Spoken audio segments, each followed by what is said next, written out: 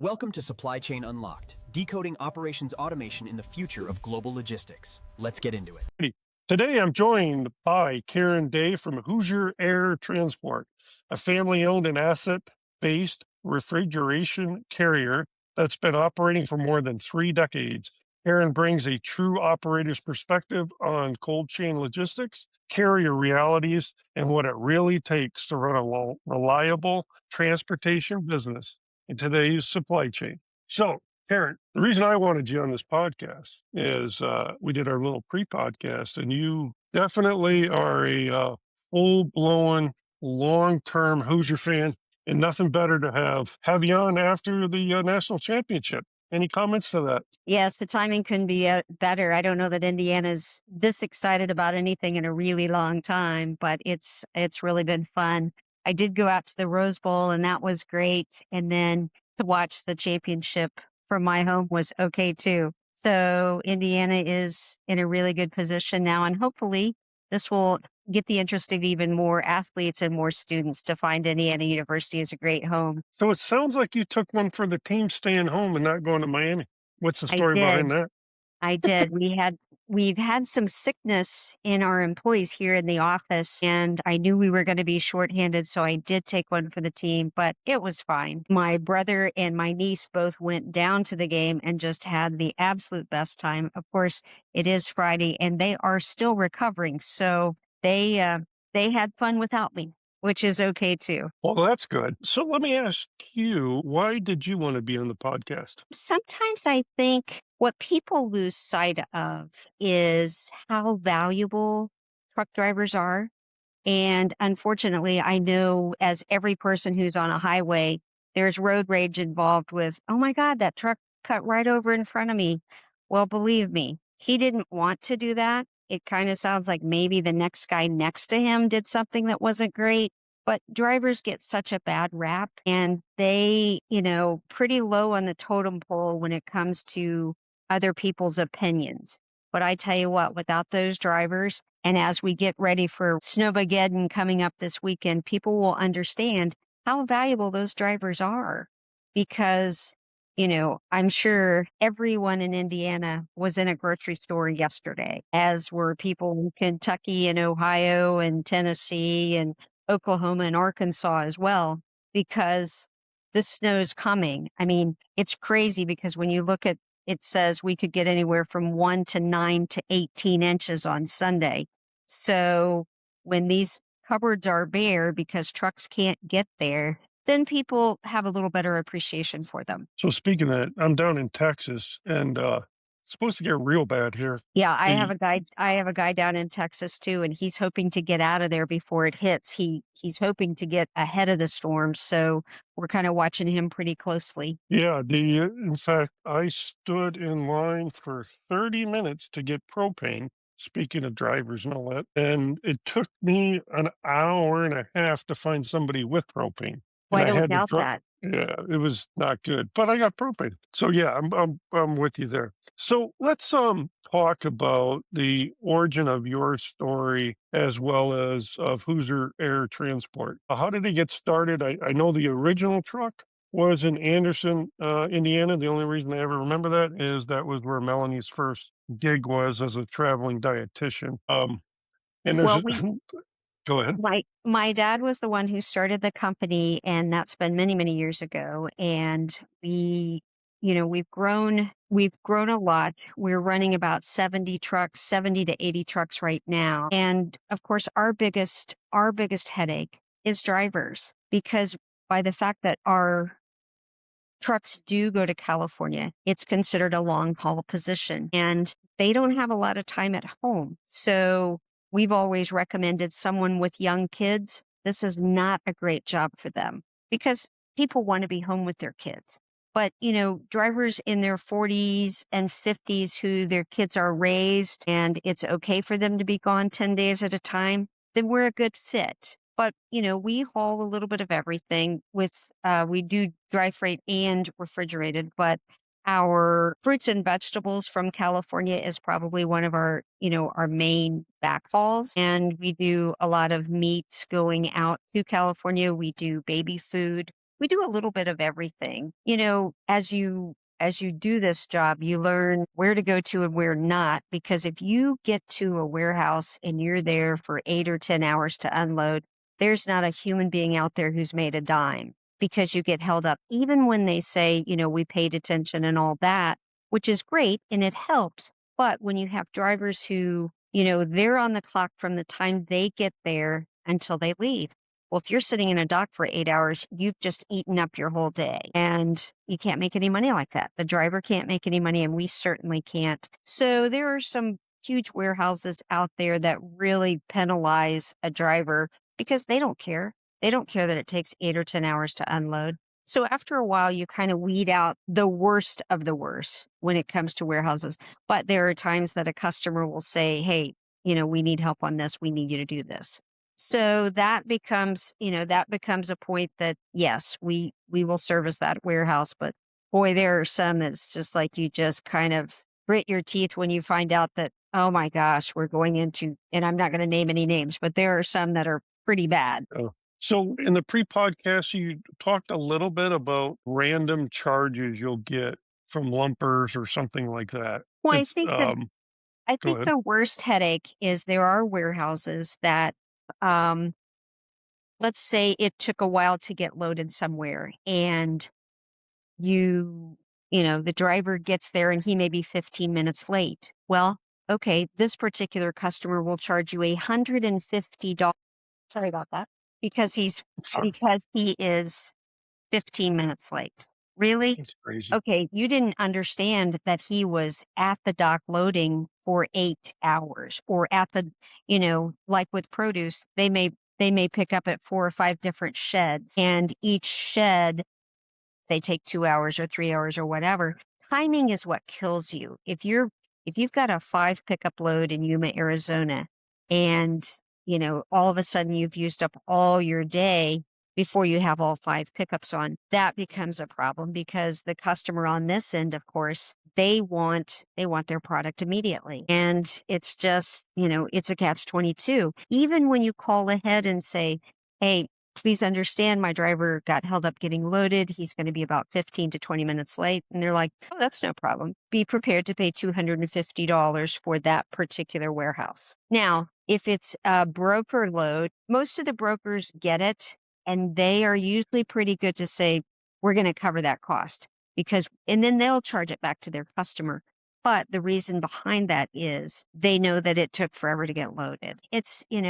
Communication is absolutely 90% of the game. You have to let people know when you get held up. You have to inform somebody ahead of time that you're going to be running late. And, they'll say, "Oh, well, we'll reschedule you, but it may be 6 days before we can take that product." You're sitting there rolling your eyes because you're 100% sure it's like, okay, translates to me that you really needed that product. Perhaps not so much. So that is probably a driver's biggest frustration. They kill themselves to get there and then they get turned away or charged a fee. And, we will 99% of the time, especially if a driver gets held up, we will cover that cost for the driver because it's just an unfair charge. Yeah, I've heard about quite a few of these being as a 3PL and being in the business I'm in. Some of the random charges are not, it's almost like it's another revenue generation line for them. So they Mhm. find a reason for it. Or the other one is if you miss that window, to your point, they may have to go sit there for multiple days. And that means that that driver's not making money for multiple days. How about the person that came up with that? Take on no revenue for multiple days.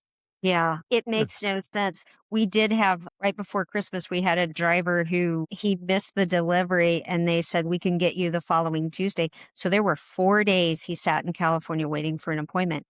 And unfortunately, there wasn't anything I could do because it wasn't as if, most customers are pretty particular. They're not having you put that in a refrigerated warehouse because then they no longer have control. They don't know what could have been done with it. It could have been contaminated. Any number of things could have happened. Customers are very resistant to putting it into a storage, so to speak. It just sits on your trailer. And you're running a reefer at least $40 a day to run that reefer unit. So that's an additional cost. But, Yeah. I am more frustrated for, yes, we lose money, but I'm more frustrated for the driver because at the end of the day, he is the one that gets penalized every time. Yeah, there's no doubt of that. When we talked in the pre-podcast, so much of a family-owned business comes out in the conversation, meaning like you truly care for these folks. We'll get Well, back to that, but keep going. drivers have many options. They can find a job virtually anywhere. I mean, because there is such a shortage of drivers. And, they're going to go where they're not sitting in a dock. A lot of times they will choose a drop and hook, a company that does only drop and hook, meaning they're never sitting in a dock waiting, which, that's the ideal situation. But unfortunately, we don't have a lot of drop and hook options, which it is nice because it does save on a driver's hours. And you have to be legal. The, compliance anymore with electronic logs, everyone can follow every driver to the minute. You know exactly, it's like, okay, well, we know where this driver lost 2.5 hours. Wonder if he has a girlfriend in that particular location. You don't really know. Any number, like I said, any number of things can be the case. And sometimes, a driver will say, hey, look, I'm going to spend 5 hours in Cincinnati because my sister's in town. And it's like, fine, as long as we know ahead of time, we can gauge for that. It's the unknowns that kind of bite you. Yeah, true. Hey, I forgot to get into this, but we talked about this a little bit with ChatGPT, and what triggered it was talking about automation, tracking, et cetera. And you're obviously fluent with Chat. And just to look at the size of your fleet and see if it is in alignment with reality. Sorry, ChatGPT with the size of Hoosier Air. It says you guys were founded in 1991. Is that right? I can actually just show my screen if that's okay. Yes. Yes, that's right. And where the heck's the share button these days? Don't you love it when they just randomly give you? I'm going to go with a window over here. There we go. Can you see your profile? Yes. Yes. Wrong profile. We'll get to your profile in a minute. Okay. Sorry. It That's was okay. I had it doing two different things there. Nope. There it is. It jumped around on me. Yeah, so 1991, let me get my why did it do that asset based? I had this ready to go and it jumped down on me. Yeah, founded in 1991. Oh, I know what it was. And you're completely asset based. Are you doing any freight brokering or anything like that? I'm sorry, you said we're completely what, please? Yes, we are 100% asset based where we own all of the tractors and all of the trailers. Now, what we do have within our system is we have a lease purchase option for drivers who want to own their own truck. And they basically operate it as, and we probably have maybe 5 to 10 of these at any given time. And what it allows drivers to do is sometimes getting financing is not always easy. So let's say someone has filed bankruptcy or whatever, and they want to own their own truck. So this is a way in which they can purchase their truck through us by, we take a percentage and then they make the truck payments, they pay for the fuel. It's as if they're their own little mini company. And that has worked out really well for some people. Some people, it's not as effective because you still do have to manage your own money and running your own company, not for everyone. And then we have company drivers who they get paid so many cents per mile and they're content with that because then they don't have the headaches. Then if their truck breaks down, they're not worried about how they're going to pay for that repair. So there's a mix. And there's some people who are really good at it, manage their money well and, pay off a truck. And then oftentimes what they'll do is they'll pay off a truck and then they will lease another truck and use part of that money as the down payment for the next truck. So there are options out there. And that's worked pretty well for some people. Not everybody's successful at it because, it's that you get a nice paycheck and all of a sudden you're not putting anything back or you're not putting money back for taxes. That can be a problem as well. So we're talking about owner operators, and w- Has your drivers or your owner operators there, have they been impacted by some of the laws that changed in California, where California has started to shift towards an economy that is anti-owner operator? Has that really come to fruition?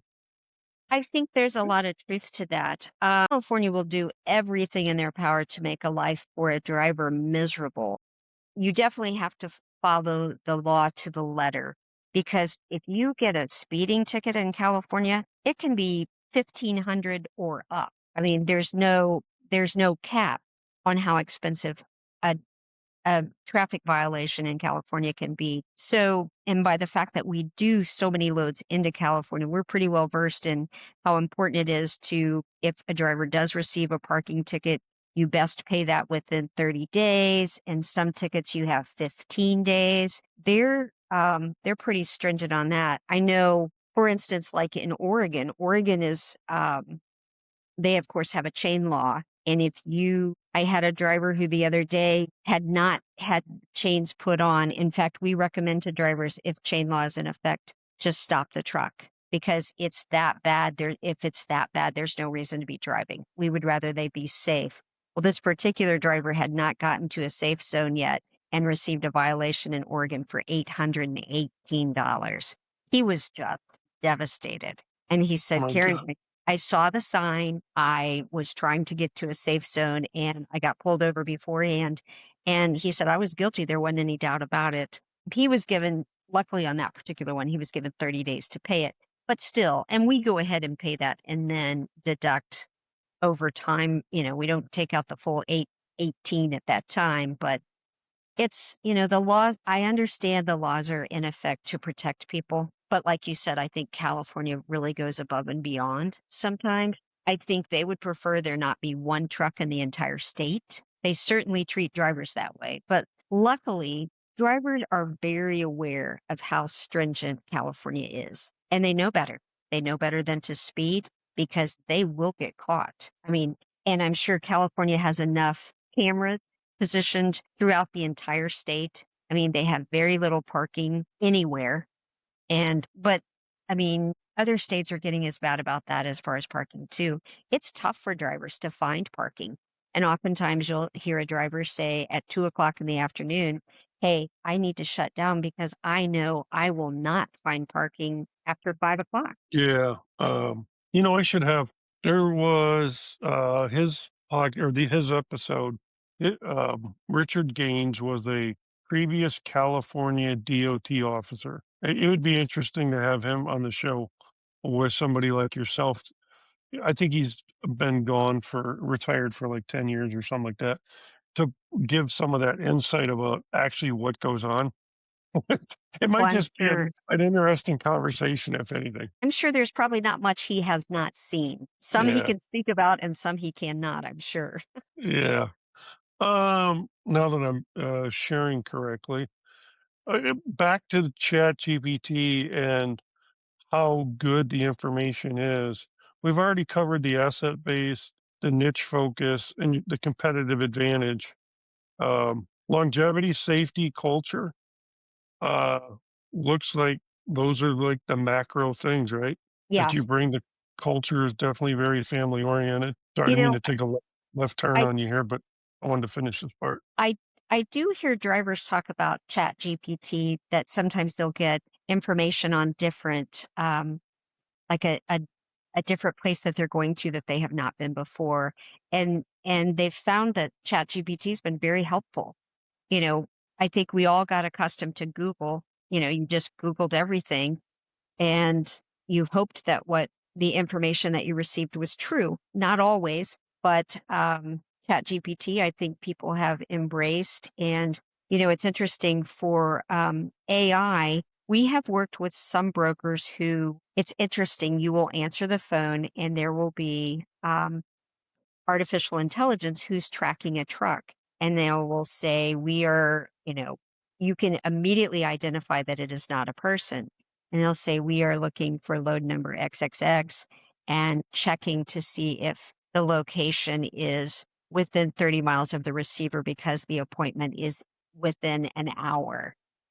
And, sometimes we will just mess with them and say, "So are you a real person?" "I am not," is the answer that you get. "I am not." And it's like, "Okay, well, I don't usually talk to people who are not real people. I'm sorry, ma'am. I need information on XXXXX." And they go through the whole thing again. And it's really kind of entertaining. And we shouldn't do that. We probably shouldn't. We should probably just give them the information. But it's kind of tough to just talk to a machine or whatever. But it's the wave of the future, I'm sure. And I'm sure for bigger brokerage companies that, maybe they're tracking 1,000 loads or however many, then I'm sure it saves them time and it saves them money because they're not paying that AI person or AI, you know, reasonable facsimile to get information. Whereas if it was a human, they would have to be paying a salary for that person. Yeah, speaking of that, I have a client that we've already got the architecture built for it, but we're tweaking it. It's a freight broker, and they have a lot of what they refer to as independent contractors that essentially are carriers. And they have an onboarding engine because of their business is that big. And to your point, where you're literally talking to AI, they want built into it, and we have it. It just needs to it's connected to the LLM. So it's an AI receptionist. In other words, they want to call it a receptionist because it's receiving, routing, and taking care of it. But it is a solution that involves that and taking care of the entire onboarding of all the contracts that it takes for a carrier to come on. And I tell you, their cost savings, they're looking at saving a minimum of 3 people, but those people are not going to lose their jobs. Okay. They're gonna bring it. The plan is each quarter is a 3 month plan to phase each person into another job where they truly need human contact. Because right now the onboarding process is so much back and forth, like a dispatcher would have. The onboarding and the volume so high, but it has that AI receptionist, the chatbot, the paperwork, all that, and we're automating for them. And part of me is like, when you start talking, or when people start talking about AI, they're talking about getting rid of folks. And that hasn't been my experience. We're not here to get rid of folks. We're making them more efficient or moving them into other positions in the company. Where do you see AI going, maybe in your organization or with other companies like yours? Well, so far, I haven't found that AI is really applicable, but I do know, when you deal with, let's say you're hiring a new driver and you're filling out a driver file, all that information it takes time, but it also takes a set of eyes. It's not an automatic.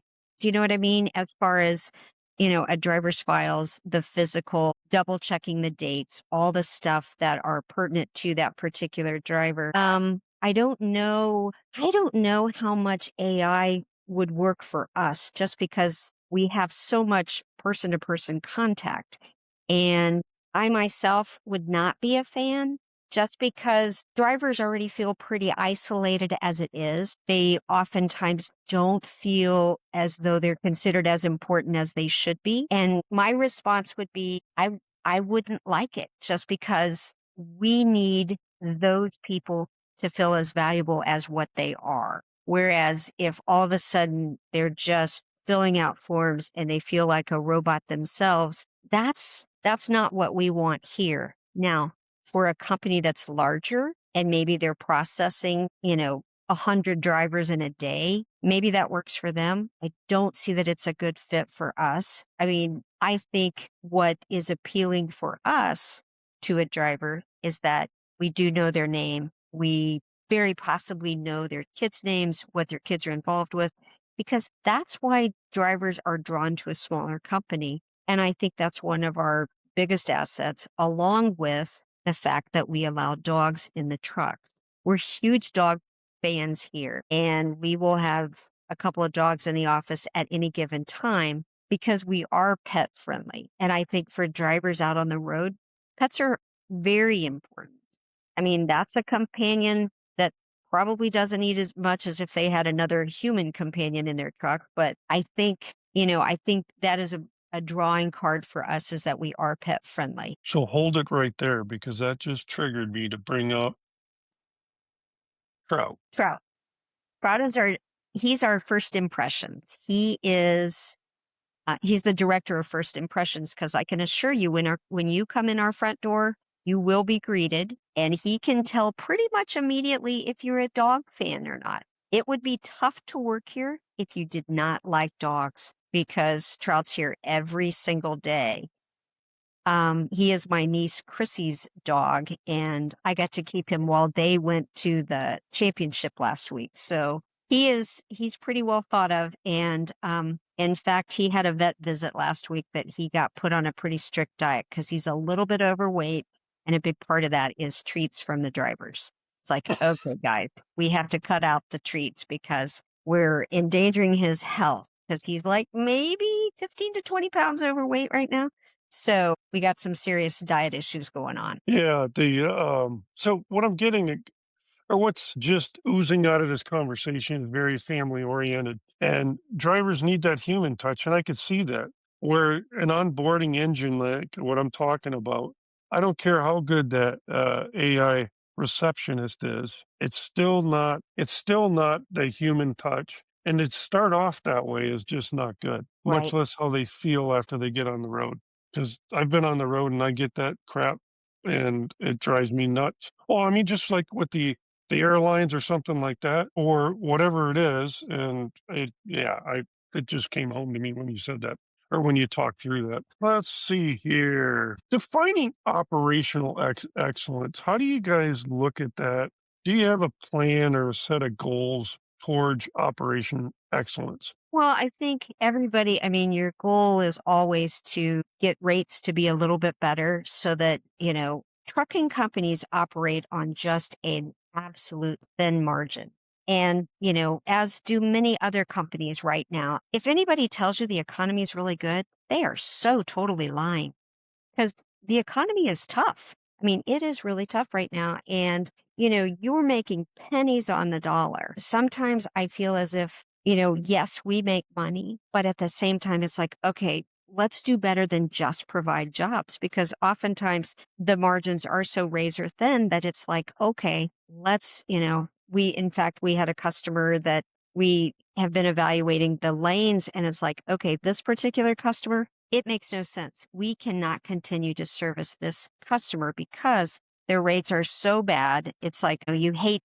So you send in a new list of what your new rates are going to be, and they're like, okay, yeah, we probably can't meet those. And it's like we understand, and it's like you hate to, when you've got 20 loads on the books, you hate to just call and say, okay, we're not going to service you anymore.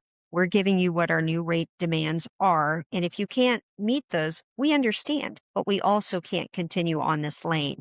And you hate to eliminate a customer, but at the same time, if you're not making enough of a profit, then you have to eliminate them. Yeah, that goes without saying, but sometimes it needs to be said. Mhm. Speaking of that, is it something that when that happens, does it really open a door to negotiate a little more where they understand fuel's going up or whatever it is? Go ahead. Well, you hope that, I mean, ideally, they would have looked and said, okay, tell you what, we'll keep you on this lane, but if you don't want these other two lanes, then we understand. Not a lot of communication after that. They were like, we still have 20 loads that we have to service because we were already committed. And they said, we want to make sure that you stay on those lanes. Well, yeah, we're not going to leave you high and dry. That's never the goal with anything. But with every lane, you have to evaluate and say, okay, does this make sense for us? Are we getting held up in docks? And this particular customer was 3 very short lanes, so they weren't cross country. But it's just like, okay, this is what we're going to do. And you hate to eliminate customers, but at the same time, if it's not profitable, it doesn't make sense to stay in the lane. Even if you like the people, which, we like them as people, we just can't afford them as a customer. Yeah, well, that makes sense. So let's move on to bottlenecks and scaling the business. Where do you see bottlenecks, meaning where work is continuously manual, like dispatching, things like that? And the other one is scattered systems, bringing the industry more in a cohesive manner. How do you deal with that when you're dealing with so much human interaction at the dock, et cetera? Think you know, our biggest bottleneck problem, of course, is if a driver gets held up unloading somewhere. That's one of the biggest headaches. Another headache is if a driver um, we run all fairly new equipment. And if sometimes the equipment will be so new that if something does go wrong, yeah, it's covered under warranty. But your next headache is, can they get parts for that particular truck? And, we've had situations where an engine would be so new, it's like, okay, we're going to leave this truck at this facility and it could be there as much as a month. So we're flying that driver back and he's getting into a different truck because there's no way he can sit, let's say in Las Vegas, which we've gotten to enjoy a couple times when we've had trucks break down. It's like, wow, what a great place to be broken down. Not so much, but you're just like, okay, this doesn't make sense. But if they can't get parts, they can't get parts. And, you go through all the channels, you go to the manufacturer and you say, okay, look, this is costing us X amount of dollars. And sometimes they will help you and sometimes not. Just depends on what the issue is. So that's a bottleneck as far as when equipment is in a shop. And, we're pretty quick to respond. If you can get good information from that particular shop that says this will be a 7-day repair or this could be a 10-day repair or whatever, oftentimes they will give you better news than what you think. And then it turns out to be a 2-week repair or 3 weeks. And luckily we've already recovered the driver because there's no way he needs to sit there that long. But if a driver's, in a hotel for 7 days, not happy, he's not happy, we're not happy. And well, hopefully, depending on whether he's delivered or if he's in the middle of a trip, then you're having to recover the load. So there's expense there. Then you're flying him back here to get a different truck. So those can be expensive issues. Yeah. So speaking of that, I have experience working for one of the big truck manufacturers, and it was interesting listening on the phone how a dealer will say, "Yeah, bring it here," and they'll limp it in, and you're getting ahead of it. You're trying to figure out which dealer has which parts, and they say, "Yeah, I have that part." And lo and behold, you get there. Oh no, it's back ordered. Well, how long is it back ordered? Well, you told us you had the parts. Well, another truck needed the parts, and we didn't realize that. And then it sits at that place for 3 to 6 weeks, just waiting on parts because that's their thing is just to get you in there. So now they sort of got you handcuffed. Yeah. Have you had that happen? It does happen, and unfortunately, it's an expensive experience because it's like, "Oh, yeah, well, you told me to bring this here that you could take care of it. Oh, yeah, I'll be able to look at you in 3 days or 4 days." That's just gut-wrenching because it's like, "Okay, I barely got the truck here." So that's a headache. I mean, I wish there was a better way, but trucks are gonna break down, and, the first thing you do is you're on the phone with the customer to let them know, hey, look, this is where we're at. This is our plan to recover the load. But the reality is it may be 2 days late. And the key with anything, and as I've grown older, is if you will communicate the instant there's a problem, you're better off. Because, I think years ago, people would say, "Oh, no, you don't want to tell the customer anything." Well, that couldn't be further from the truth because they need to be able to prepare for a different solution if this truck is stuck somewhere. If they need to buy product for an order, then they're gonna recover for their customer. So the key is if you communicate, you have that customer much longer than if you choose not to communicate, because that will burn you every time. Which AI can't replace. Exactly. Reaction time, AI can't, you have to have the human element to pick up the phone and say, hey, look, this particular load won't be there till Monday. I just wanted to give you a heads up, blah, blah, blah. As we go into this snowmageddon this weekend, it's like you're already kind of preparing people for what could be because the weather is going to go from Texas all the way across the country. So we're kind of preparing customers already. But, it makes common sense. If they watch the news, they can see what's going on. But oftentimes common sense doesn't enter in. Yeah. Yeah, don't get me started on comic sense because I'm with you. I think we're totally on the same page with that. Uh, Any other types of bottlenecks you see in the industry that is solvable? It just takes multiple areas of the industry to address. I think, as I've said before, communication is the key. If you work with good customers that understand, there are going to be bumps in the road. That's all there is to it. You have to reiterate time and time again. It's like, a customer will say, okay, we've got these 4 drops, and they'll schedule them far too tight. It's like, you can't do that legally. And you go back, and I don't know that AI would be able to pick up that, okay, a human being cannot drive for 78 straight hours. That's not doable. So I don't know if I don't know how well AI is programmed to say, okay, yeah, you can't be in Indiana and then be in Phoenix, Arizona tomorrow morning at noon. It's not doable. You can't even do that with a team. So, I just oftentimes I don't know how good A is for trucking. I Yeah, don't know. or just an agreement on hours of service that are staying compliant to that, to the rate, all that. Yeah, I don't think AI is going to address that, but just technology in general. You made me think about something else: food traceability and what the FDA has brought forward. I think it's by 2027. So many of these grocery retailers have to be in compliance. Are you seeing that already? Meaning, in your fleet, do you have the ability to be looking at temperature 100% of the time and in real time? We are, yes. Luckily, the equipment that we run, we can track temperatures 24 hours a day, 7 days a week.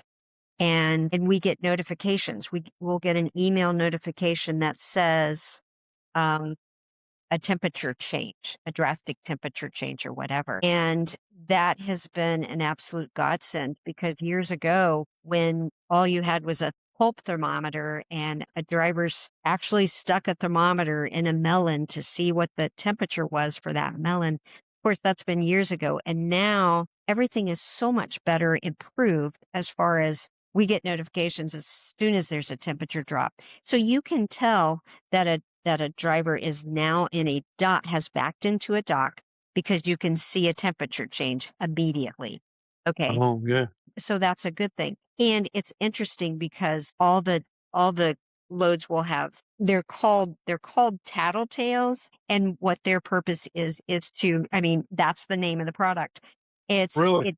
it tells you what the temperature is in that location within the trailer. And when you get to a receiver, they'll pull those boxes out and they can tell if there was a fluctuation in the temperature. It's like, okay, well, let's see. When he was in Phoenix, Arizona, unloading for an hour, yes, you're going to note that time on that tattletale that says there's a temperature change. Well, sure there is, because it's 110 in Phoenix, Arizona, and you're going to see that as he's in a dock, even though it's only going to take him an hour, that temperature will change, not drastically, but enough that you will see, yep, those doors were open for an hour. Oh, yeah, that's a good point. Even if he or she is backed up to the dock and Right. it's a refrigerated or a frozen warehouse, it's still Mhm. going to drop in the trailer for Yes. that amount of time. Yeah, that's a good point. Never even thought about that. Yeah, we rolled out for one of our clients through there's a fleet of what 7,200 trucks, and yeah, getting that synced up right and consistently working is a challenge, but it's worth the effort.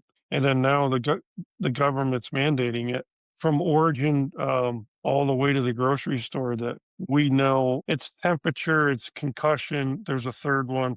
And then actually the fourth one is the door opening sensors. So, well, I'm glad to hear that it's not a big hindrance for you guys and that it's there because Well, I and thought this. you want it to be, because when you go into a grocery store, you want to know that that product has arrived safely and had the right temperature the entire way. Strawberries are an item that's pretty temperature sensitive, and they will actually put gas on the pallet of strawberries to as it travels, because it will be ripening the whole time it's traveling from California to wherever, Indiana or Ohio or whatever. I mean, they have that down to a science. So there's not a customer out there that wants spoilage when it gets to a receiver. So, they want it, they want the pallet standing up. They want, and if a driver's doing his job and locking that, putting load locks in to keep that product standing up, it's great. There's nothing worse than to get to a receiver and melons just come to mind as the worst product in the history of the world. And the reason for that is the boxes that they will load them. Oftentimes they will load them warm and the boxes are not a great quality to start with. And then then immediately the product is cooled inside the trailer and the boxes oftentimes can't withstand the travel. So like for instance, when you go to a Walmart and you see watermelons, they're in a huge bin, which is better than individual boxes because they will ride better throughout wherever they're coming from. And most of the time, watermelons are coming out of Florida. They will ride better in a bin than what they would do in individual boxes. Plus, the cost for individual boxes for watermelons would be outrageous. And now you're paying $15 for a watermelon versus 5 or 6. So, I think the industry has figured out what works with what product or whatever. I mean, right now, many cucumbers. I don't know if you're a cucumber fan, but you can buy cucumbers at your local grocery store in a mini bag or whatever. And there may be 12 or 14 mini cucumbers, which cucumbers right now are all the rage. So that particular item, they've figured out how to package. I mean, packaging is huge. And when you think of what customers pay for packaging, it's amazing. That's why, carrots aren't that expensive for a bag of carrots because you can get several carrots in a bag. But, if it's an organic, it's packaged a little different. It's packaged better. The presentation is better because here's 3 organic tomatoes, which I'm not a tomato fan, but they're packaged for the presentation. Everything's about the presentation. And you hope that the trip it made from California or wherever it's kept the same temperature and everything's good and it arrives good. There's nothing worse than to have product rejected just because the color is off. I mean, we had some cilantro that were rejected the other day because the color was off. So of course my first response is, seriously? Who's eating cilantro anyway, for goodness sakes? So I mean, that of course is my response because I'm not a big cilantro fan, but that's kind of what you're doing. It's like, okay, and then of course there's the customer that says, you can dump or donate. Well, I'm going to donate every time that I can because there is such a food shortage. And if it can help somebody, cilantro, probably not a big hit, but I mean, we've had grapes that have been discolored. There's not the first thing wrong with that product, but it could be that they have a whole warehouse of that particular grape and they don't need it. So oftentimes we get the joys of that dump or donate. And you just want to throw your head against the wall and say, okay, fine, we will donate that because yay. Yeah. Manual versus automated work. We talked about many things that really AI can address, or a lot of technology. Let's flip the coin on that. What processes do you still see being done manually that really surprise you? Um, T- That's always a tough one. I don't really know. I mean, you hate to get, okay, let's take Ben and Jerry's ice cream, for example. Ben and Jerry's ice cream, for the most part, is all not person related.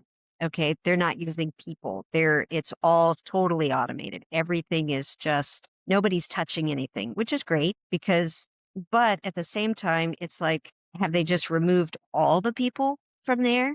But Ben and Jerry's is one that doesn't employ a whole lot of people. All their machines are automated, the process is automated, and I mean the product's great. There's no doubt about that. But will we get to a point where there are no people in these places? Possible. Maybe. I don't know. Yeah, I can tell you, I'm working on, well, I shouldn't say, we've been working on for 3 years now, Lights Out Warehouse. It's interesting. It's a lot of fun to be part of it. It's a frozen warehouse at 20 degrees, -10, something like that, and -20, either way. Yeah, the staffing's like super low and Mhm. very little touching going on.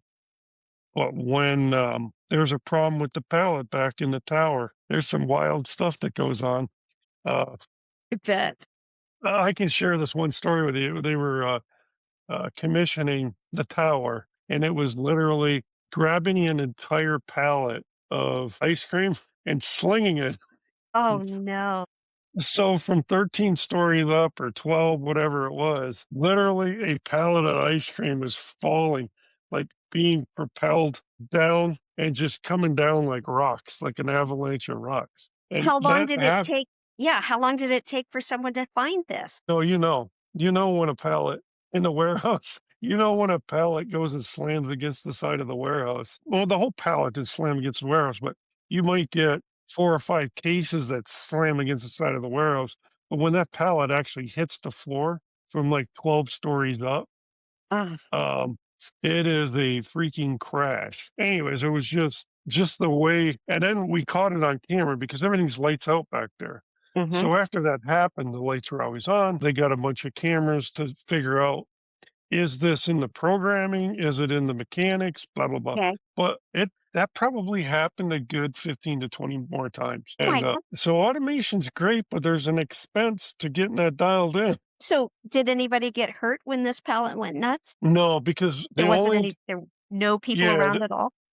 yeah, well, around it, no, but the lights out part is the entire warehouse and the tower because it's all with the automated cranes in the back end. Where the humans are, the people are up at the loading dock because everything's automated and it brings these huge pallets out, spins this, I call it the saran wrap around it, and then at the end of the whole process or workflow, the pallets come out and they stop and they get weighted. They wait for a forklift to pick them up to be staged right in front of the doors. And that's where the people are. So where that slinging of ice cream was happening was back in the freezer. So Oh anyways, my. I've been telling that story for 3 years and everybody can picture it.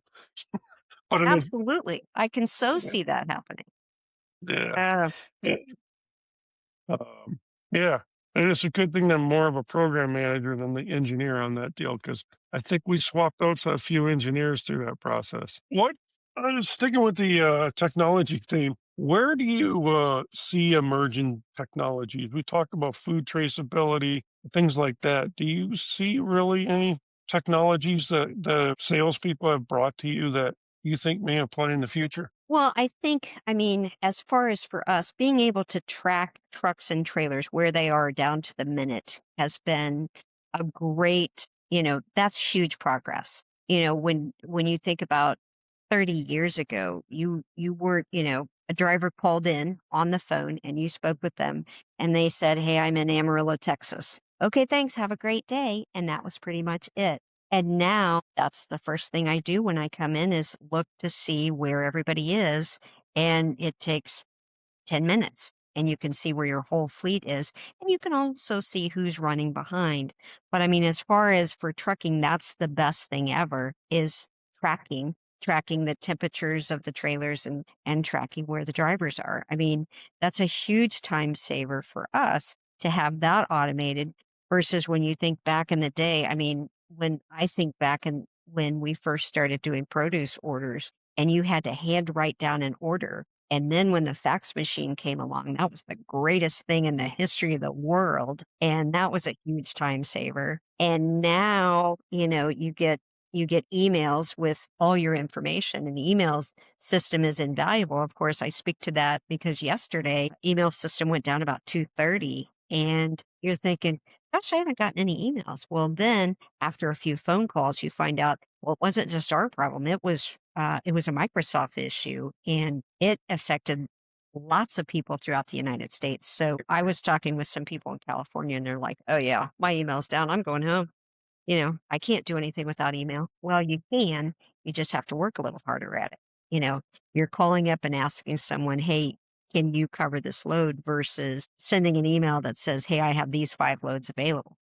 So I mean, modern technology is great. We've become dependent on emails. We've become dependent on tracking systems. Those are all great things. So you always ask yourself, what's the next step? What will be the next greatest invention? Although at the time, fax machine was pretty great. Well, That's non-existent now. You don't need faxes. You get an email that has everything you need. So technology has been a good thing and it continues to, and will AI be a great thing for trucking? Maybe down the road. It's so hard to know how far things will go and how good they can become. But as far as like for a smaller company and our drivers are our lifeblood. They are everything because without them, we don't have a job. So your hats off. I mean, even when I'm driving on the highway, you try to be the most courteous driver you can be, especially to trucks, because they don't always, they get wedged sometimes because some driver has no idea in a four-wheeler that they probably should have gotten over so that that truck could have merged on.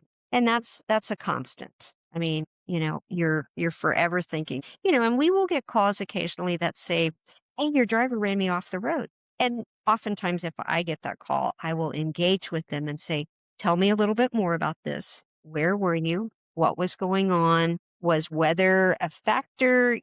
There's a lot to a call that says, "Hey, your driver ran me off the road." Okay. Tell me what kind of vehicle you're in, what's going on, and generally by the end of that conversation, you've kind of educated that particular driver, not with any hostility at all, because sometimes those calls will come in with a person who's not very happy, which I get. If somebody ran me off the road, I'm not very happy either. But they are, sometimes you can educate someone and say, "Hey, look, you need to understand you can be in a blind spot and let me help you to not be in a driver's blind spot because you want to get around that truck as quickly as you can and as safely." Yeah, speaking of that, there's so often, and maybe it's because sorry, I'm switching for a second. I have my Class A and I never really used it when I worked for Volvo Truck. I drove the trucks to the shows, which was like 4 shows total. Mhm. And yeah, and getting trained to just get your Class A is one thing, but the other part is when you're actually in that seat and you're running through traffic, those blind spots are Oh, really blind they are spots. real. And well, I think a lot of people that drive cars don't know what the blind spot is and how big it is. And then the second one, and this is well before I actually drove a big truck or a full Class 8 truck. It's people that just sit next to a truck. And I'm always like, I'm sitting there with Melanie and I'm just like, why are they sitting right there? I get it if it's like bumper to bumper traffic, all that other stuff. But when you have a choice, why would you sit next Right. to Right. something that takes up 95% of that lane, which leaves not a lot of room between you and it? Why would you sit there? So, Unfortunately, people aren't aware. They aren't aware that maybe they're a hazard. Maybe they should be moving on. Unfortunately, it would be great to be able to educate all the people in the United States on what you don't want to do and where you don't want to be in regards to a semi tractor and trailer. I mean, I don't know if you've seen different shows where they can show an entire class of first graders behind a semi that nobody can see those first graders down there because they are in a blind spot. And unfortunately, all the drivers, you wish that people in four wheelers could take courses to better understand trucks. And maybe there's less accidents, maybe not. It's hard to know. I mean, you would hope so, but making hey, people aware. Go ahead. maybe we can program autonomous driving like in Teslas to just naturally do that for you because Yeah. you're doing a good job with it. Yeah.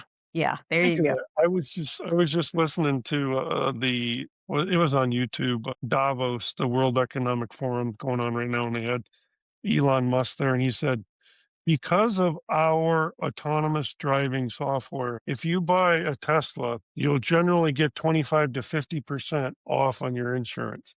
And I just went, shit. Yeah, that can't possibly be even remotely correct. Oh, Yeah, I that's don't, yeah, I don't think so. unless Uh, Tesla happens to own that particular insurance company, I don't see that happen. yeah, I don't either. Sorry, I just lost my screen as I was getting off on a different subject. Where the hell did my screen go, man? Stand by. What the hell did I do that for? I knew I was flipping around here. Oh, there we go. Dream state. Really, the last question. Dream state. If you had a magic wand for one operational constraint that you could change, what would it be? It would probably have to deal with drivers' hours of service because there are times that a driver will get held up in traffic, especially out in California. And let's say a driver gets held up in traffic for 30 minutes. I mean, in absolute standstill traffic. Well, okay, in 34 minutes, his time is up. So now he's missed a delivery because he sat in traffic for an extended length of time. I wish that there was a way that you had an hour of playtime either way, meaning an additional hour that if you got stuck in traffic, you are able to get to a safe haven within that hour because you know his delivery's already been messed up, so he's not going to be able to make delivery. But at least allow him to get to a safe area versus, okay, now I'm just stuck right here. They call it safe haven, but you can drive 11 hours or, you can drive X amount of hours and that's it. It's pretty fine line. And I understand there needs to be a fine line, but gosh, give me 30 minutes wiggle room and I'm happy. But I don't ever see that happening. The laws are pretty rigid. I mean, they really haven't changed the laws in 100 years, so to speak. But gosh, the equipment's gotten a whole lot better in 100 years. I mean, 100 years ago, the equipment that people were driving, they couldn't go an exceeded speed, but the comfort level wasn't there. I mean, the comfort level in the trucks now is so much better than what it was 100 years ago. Good. Changes need to be made, sure. Um, that would be the one thing that would make my life a little bit better is if a driver is able to move within a 30-minute, wiggle room.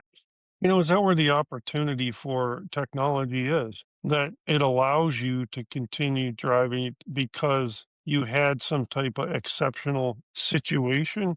And if you did get pulled over, you could prove it. Or if they're looking at your logs, you could prove that their exceptional situation Yes. was real. And just like I remember working with the MCSA at Volvo, and we were working on automatic weigh-ins and bringing those electronics and the data integration to make all that work. I don't even know where that landed these days, but the point was that seems so like way out there that you could just if your driver's license and you had a great MVR, you could keep rolling. Hmm. And I think that came to fruition like back in 14 or 15.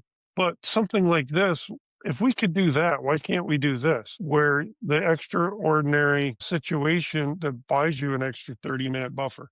You would Oh, hope that at some point that comes to be, but I tell you, the laws are very strict and they're strict for a reason. They're strict to protect people. They're strict to keep drivers from driving when they're tired. So I understand the laws and we certainly have to obey them. They're there for a reason and some reasons are good, some maybe not so much. yeah, just food for thought, people. People. Well, as we bring this plane to a landing, as Mike Rowe always says, what are some final remarks or advice you have for other trucking companies or folks within the supply chain? What would be your final, or what is your final remarks for trucking companies that maybe are growing and that you've learned over the years? Probably to be patient, to understand your customers. Don't seek out a customer that's not going to fit with your mold. I mean, you have to have standards in what you believe in. And if you have a customer that has unreal expectations, walk away because there are enough customers out there and you will find them and you have to stand true to your beliefs. I mean, believing in what you do and having faith in your drivers is so important that don't align yourself with a customer who doesn't share your beliefs. Well, that's some good insight. Seriously. Karen, I really appreciate your time. I know the audience will as well. This has been value packed of insights, food for thought, things of that nature. I truly appreciate your time. It gives me some good things to think about, and I'll probably invite you on in the future. Maybe, well, I'll get that retired DOT officer on, and we can have a great conversation. That could be some fun. All right. Great to chat with All you. right. Okay. Welcome to Supply Chain Unlocked, decoding operations automation in the future of global logistics. Let's get into it.